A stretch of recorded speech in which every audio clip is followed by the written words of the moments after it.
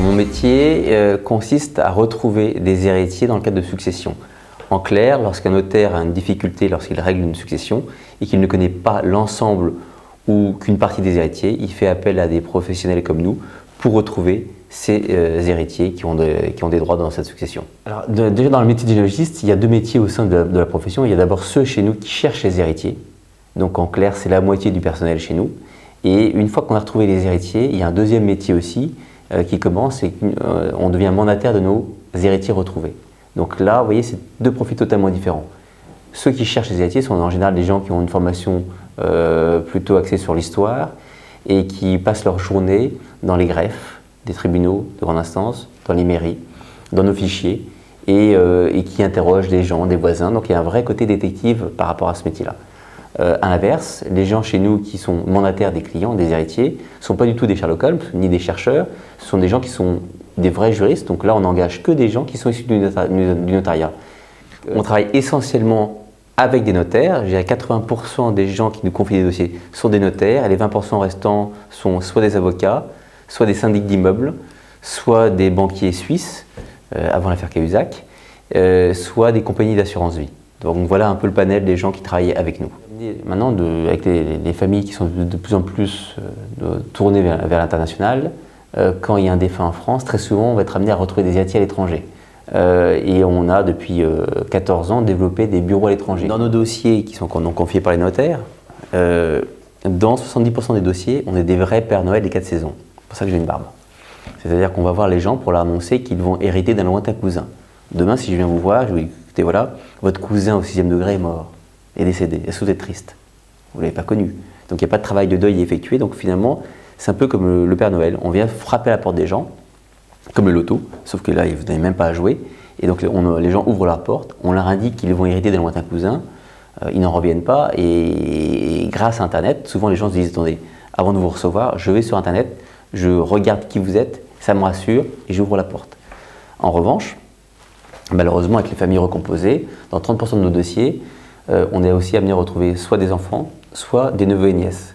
Donc là, c'est beaucoup plus compliqué. On n'est plus du tout des Pères Noël, on est des Cassandres. Aller voir un enfant pour dire que son père est mort il y a 3 mois et qu'il nous dit que mon père est mort, mais il n'est pas mort il y a 3 mois. Ma mère m'a dit qu'il est mort pendant la guerre du Golfe. Je ne dis pas du tout, votre papa il est mort il y a 3 mois, en sortant de chez lui, renversé par un poids lourd. Et de temps en temps, on apporte une mauvaise nouvelle aussi, mais ça fait partie de notre métier. La journée type de celui qui représente les clients auprès des notaires, si je vous donne un exemple, ce matin j'ai signé à 9 h une vente chez un notaire, donc pour le compte de nos clients, et ce matin on avait je crois de mémoire 8 clients qu'on représentait. La promesse de vente a duré près de 2 heures, parce que forcément avec l'acte électronique et authentique, il y a eu des petits bugs. J'en suis sorti à 11 h, et après j'avais une vente de parking à 14 h 30 aujourd'hui, chez un autre notaire, et là je représentais 3 clients sur 5. Donc vous voyez, la journée type d'un régleur, d'un mandataire des héritiers, c'est qu'il passe ses journées à signer des actes pour le compte de nos mandants. Et après, le soir, on vient au bureau pour faire le point avec nos assistantes des différents dossiers. Il faut être consciencieux, méticuleux, ne pas croire les gens et aimer fouiner. Vous voyez, un côté un peu détective, donc ce côté-là, il faut aimer ronger un os et il faut avoir du fluide. Vous voyez, souvent je parle de fluide, il y a des gens qui sont scolaires, et il y a des gens qui ont du fluide. Et bien dans notre métier-là, quand on est chercheur d'héritier, il faut avoir du fluide, savoir si les gens nous mentent ou ne nous mentent pas, aimer interroger les gens, se mettre à leur place, imaginer un peu leur vie pour trouver l'héritier caché.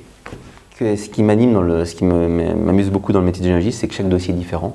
Il y a un côté un peu enquêteur privé, on est en même temps plongé dans le secret des familles, il y a le côté oncle d'Amérique aussi, et il faut comprendre la vie des gens pour mieux la cerner et pour essayer de trouver un peu les faces cachées. Oui, c'est un métier dans lequel il n'y a pas de routine. On peut régler des successions avec des gens connus, je peux en parler, c'est paru dans la presse. On a réglé la succession de la maîtresse de Jacques Brel, l'avant-dernière maîtresse, j'aime pas le dire, le terme maîtresse, j'aime pas trop, plutôt muse de Jacques Brel. Donc pendant plusieurs semaines, j'ai pu toucher l'homme du plat pays, le manuscrit de l'homme du plat pays, Mathilde, le portefeuille de Jacques Brel, le stylo plume, ses guitares, donc oui, on touche un peu l'histoire. On a réglé aussi la succession d'un peintre connu, donc j'étais pendant 4 jours dans un coffre-fort avec des experts en toile qui m'ont expliqué toute la vie de ce peintre.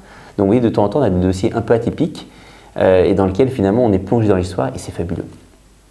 Et tout d'abord, aller le plus loin possible dans vos études. Premier point, c'est-à-dire en clair, ne pas baisser les bras, ne pas s'arrêter au bout de 2 ans, puisqu'il y a dans beaucoup de sociétés et beaucoup de professions, il y a des grilles en fonction un peu de vos niveaux d'études. Après un master 1 de droit, il y a beaucoup de passerelles vers des écoles de commerce, vers autre chose. L'inverse n'est pas vrai. Donc pour moi, le droit est une matière qui est extraordinaire. Donc le conseil que je donne à beaucoup d'amis, c'est faites du droit si vous ne savez pas quoi faire. Faites du droit et après vous verrez.